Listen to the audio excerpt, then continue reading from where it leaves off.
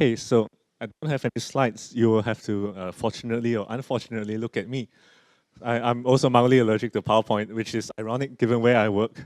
So now I'm going to talk a little bit about for myself. I'm a political scientist. I study financial centers, which makes me a political economist, I guess.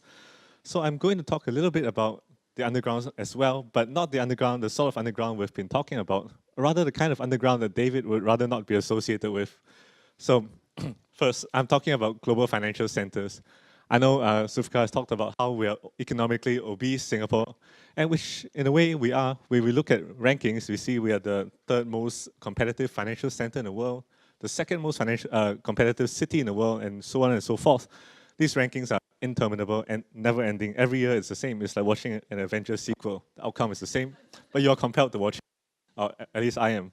So now, what does it mean for the city? What does it mean for the citizen? Now, I studied Singapore, Hong Kong, Shanghai, and now a financial center is the same everywhere in the world. It is a clustering of expertise, of capital in a place where it is suitable. So you have banks sprouting up around the city center. Why the city center? Because they emerge from ports. Now, in any city, in Hong Kong and Singapore particularly, you have a port, you have ship, you have trade. And with trade comes a need for shipping insurance, maritime insurance, marine insurance. So banking houses started locating themselves around these ports. Now banking houses become big, they need space. Now we start growing skyscrapers. I have this joke that when I go to Hong Kong to do my research, when I meet colleagues there, that I have this joke, if you airdrop me in any financial center, inevitably I will be able to find my way around. Past Goldman, you see Citibank, you go past HSBC, and there's the metro.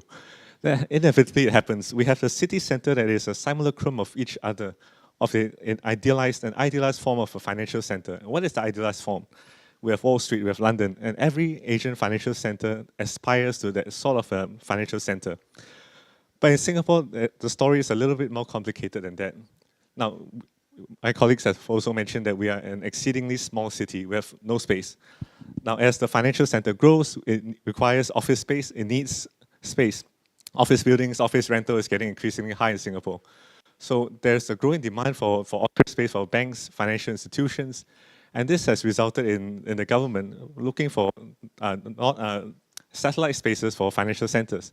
So we developed a place called Changi Business Park, which is on, as far as NTU is concerned, on the other side of the island.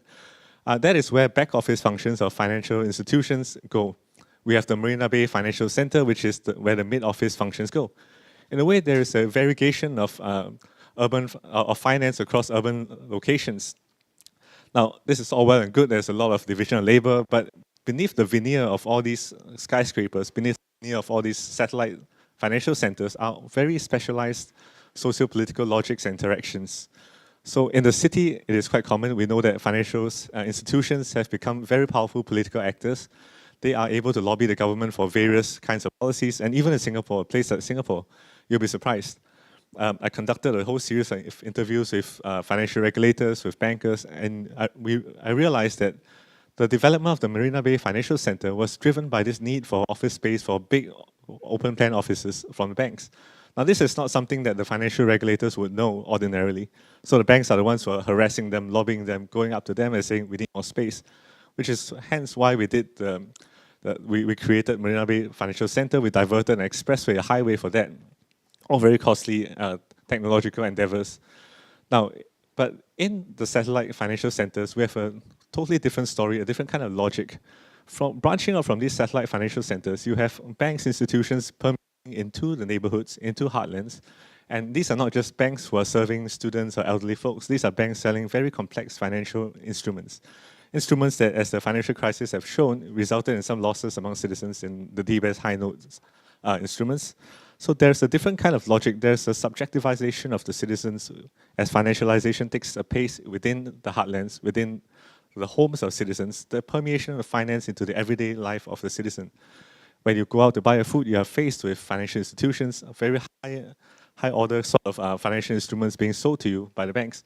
So in sum, beneath all this urban transformation of the financial center, beneath this very, what appears to be state-driven approach of division of labor and finance, there are all kinds of socio-political logics, interactions going on involving citizens, banks, financial institutions, and of course, policymakers. So I'm going to keep this very short so we have a bit more time for discussion later. And this is also, I should say, the topic of my forthcoming book next month, Singapore's International Financial Center, History, Policy and Politics.